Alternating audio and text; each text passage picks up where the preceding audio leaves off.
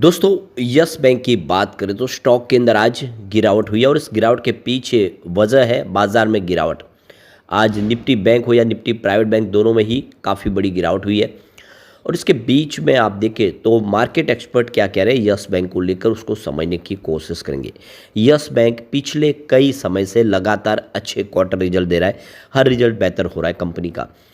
इसके अलावा यहाँ पे सुमितोमो मित्सुमी बैंकिंग कॉरपोरेशन जापान की देख सको कि बैंकिंग संस्थान ने यहाँ पे 20% हिस्सेदारी लेने का फैसला किया है और वहाँ पे अब उनके सीईओ की तरफ से इस्तीफा दिया गया। उसके पीछे क्या वजह उसको समझने की कोशिश करेंगे। और दूसरी और कुछ बड़ी अपडेट है जिनको हम एक एक करके जानेंगे। मई महीने के लेटेस्ट म्यूचुअल फंड के आंकड़े भी आ चुके हैं। कौन से म्यूचुअल फंड है जिन्होंने यस बैंक में निवेश किया, उसको समझने की कोशिश करेंगे इस वीडियो के माध्यम से। लेकिन फ्रेंड्स, उससे पहले अगर आप पहली बार हमारे चैनल पे आए तो चैनल को सब्सक्राइब कर दीजिए, एक बेल आइकॉन दबा दीजिए ताकि जब भी नया वीडियो बने पहला नोटिफिकेशन आपको मिले। वीडियो पसंद आए तो लाइक से जरूर कीजिए। चलो फ्रेंड्स, वीडियो स्टार्ट करते हैं। मैं हूँ आपका दोस्त SB दवे और हमारे अपने चैनल ऑनलाइन कमाई में आपका बहुत बहुत स्वागत है। तो सबसे पहले निफ्टी बैंक की बात कर ले तो ये देख सकते हो कि आज 56,082 के स्तर पे क्लोजिंग देखने को मिली, जहाँ पे 377 पॉइंट की गिरावट थी, यानी 0.67% गिरा Nifty bank. Nifty private bank की बात करें तो 27,779 के स्तर पे क्लोजिंग थी, 221 पॉइंट की गिरावट हुई, यानी 0.79% गिरा निफ्टी प्राइवेट बैंक। तो निफ्टी बैंक के मुकाबले निफ्टी प्राइवेट बैंक में गिरावट और ज़्यादा थी। अब यस बैंक की बात करें तो 20.41 पर क्लोजिंग देखने को मिली है, 1.45% की गिरावट के साथ, लगभग 1.5% की गिरावट। वैसे बिल्कुल फ्लैट शुरुआत हुई थी यस बैंक के स्टॉक की, लेकिन बाजार का सपोर्ट नहीं मिला जिसकी वजह से तेज़ी बन नहीं पाई, क्योंकि 20.76 का इंट्राडे का इसने हाई भी बनाया था। बाजार में तेज़ी बनती तो कुछ स्टॉक ऊपर जा सकता है, क्योंकि 21.50 की प्राइस से डील हुई है जिसमें SBI और दूसरी बैंकों की हिस्सेदारी सुमितोमो मित्सुमी बैंक ने खरीदी है, तो वो तो एक फेयर प्राइस हो चुके हैं, उससे स्टॉक नीचे ही है। तो ऐसे में हम कह सकते हैं कि यहाँ पे संभावना पॉजिटिव बनेगी आने वाले समय में। तो बाजार में लगातार पिछले कई दिनों की जो तेज़ी थी उस पर ब्रेक लगा और प्रॉफिट बुकिंग आ गई है। अब जो बड़ी अपडेट निकल के आ रही है, यस बैंक में हिस्सेदारी के सौदे के बीच में SMFG इंडिया क्रेडिट के CEO शांतनु मित्रा ने कंपनी छोड़ने का फैसला कर लिया। उन्होंने इस्तीफा देने की घोषणा की है। तो SMFG इंडिया क्रेडिट के CEO और प्रबंध निदेशक शांतनु मित्रा ने बोर्ड को इस महीने के अंत तक अपने पद से हटने के फैसले के बारे में सूचित किया है। इस घटनाक्रम से परिचित सूत्रों के मुताबिक इकोनॉमिक्स टाइम्स को बताया कि यहाँ पे मित्रा ने इस महीने की शुरुआत में ही अपने फैसले के बारे में जानकारी दे दी थी। वैसे इस फाइनेंशियल संस्था में उनका कार्यकाल इस साल सितंबर में समाप्त होने वाला था, तो वो अपना कार्यकाल पूरा होने से पहले ही इस्तीफा दे रहे हैं। ये सुमितोमो मित्सुमी फाइनेंशियल ग्रुप यानी SMFG द्वारा 13,483 करोड़ रुपए में यस बैंक में 20% हिस्सेदारी खरीदने के लिए एक निश्चित समझौते पर हस्ताक्षर करने के तुरंत बाद उनका फैसला हुआ है। मई में हस्तांतरित इस सौदे को भारतीय रिजर्व बैंक का मंजूरी का इंतजार है। अभी RBI की तरफ से अप्रूवल नहीं मिला है। SMFG इंडिया क्रेडिट SMFG की 100% सब्सिडीज कंपनी है। तो देख सकते हो कि ये बड़ा एक फैसला लिया गया है। तो SMFG इंडिया क्रेडिट का यस बैंक के साथ विलय महत्वपूर्ण है, क्योंकि RBI के दिशा निर्देशों के अनुसार बैंकों को ऐसी सहायक कंपनियों के मालिक होने की अनुमति नहीं देते जो बैंक के समान ऋण देने वाली क्षेत्र में सक्रिय हो। SMFG India credit home loan, business loan, personal loan आदि सेवाएं प्रदान करता है।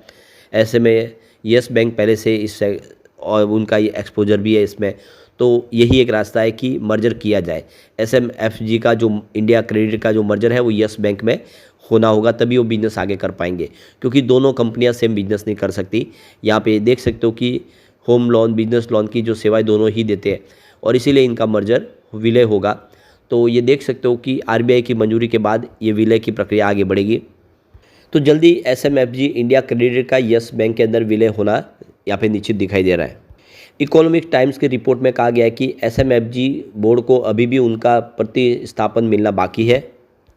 वित्त वर्ष 2025 में सुमितोमो मित्सुमी फाइनेंशियल ग्रुप ने बैंक में 4,300 करोड़ रुपये की इक्विटी पूंजी डाली है। अप्रैल 2024 में 1,300 करोड़ रुपये और दिसंबर 2024 में 3,000 करोड़ रुपये लगाई है।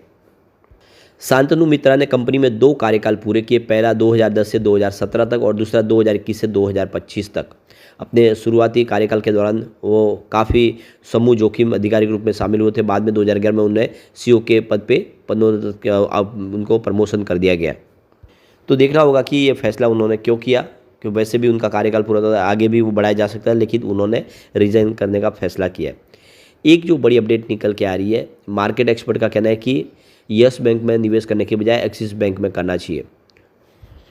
तो ईटी नाउ स्वदेश की एक खास शो में मार्केट एक्सपर्ट विनोद ने यस बैंक शेयर पर राय देते हुए कहा है कि इस स्टॉक के बारे में हमारा जो नज़रिया है वो पिछले 2 से 4 सालों से ज़्यादा निगेटिव रहा है। अभी हम इस पर अभी भी पॉजिटिव नहीं मान रहे, बल्कि हमारा नज़रिया थोड़ा न्यूट्रल हुआ है।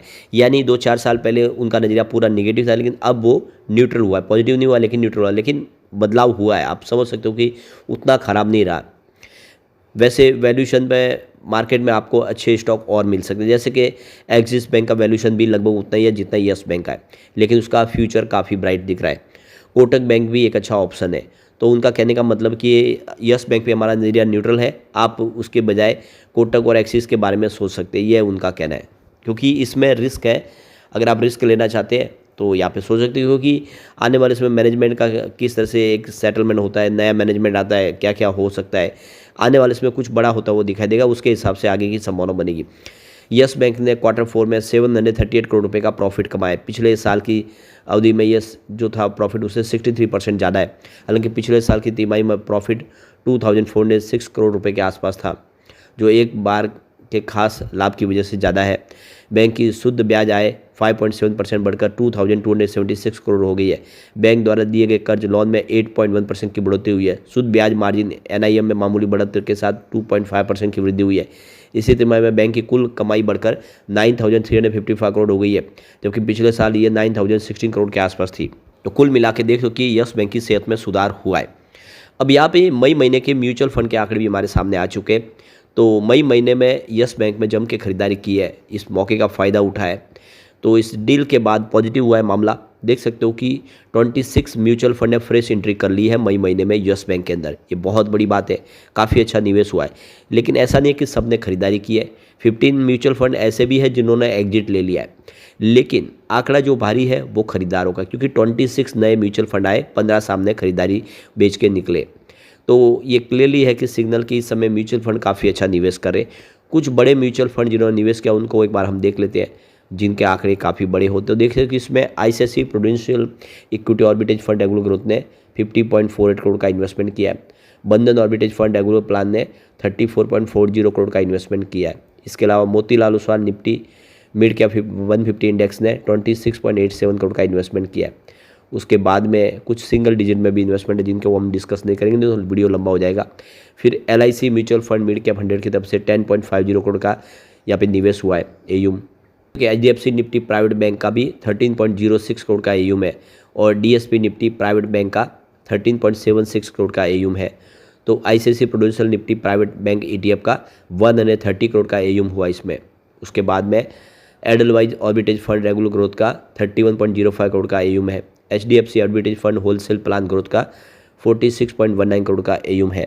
तो UTI arbitrage fund regular growth का 12.96 करोड़ का एयूम है, और Invesco India arbitrage fund growth का 97.22 करोड़ का एयूम है। और उसके बाद में Kotak equity arbitrage fund growth का 374 करोड़ का एयूम है। यानी कोटक जो लगातार यस बैंक को लेकर नेगेटिव बातें करते रहते हैं, वो खुद जम के खरीदारी यस बैंक में कर रहे। यह सिग्नल है कि यस बैंक मजबूत है। लेकिन फ्रेंड्स, कोई भी इन्वेस्टमेंट करने से पहले अपने फाइनेंशियल एडवाइजर से एडवाइस ले ले, या अपना खुद का रिसर्च करें, क्योंकि मैंने वीडियो आपके एजुकेशनल पर्पज़ के लिए ही बनाया। वीडियो पसंद आए तो लाइक से जरूर कीजिए और चैनल को सब्सक्राइब कर दीजिए। Thank you friends.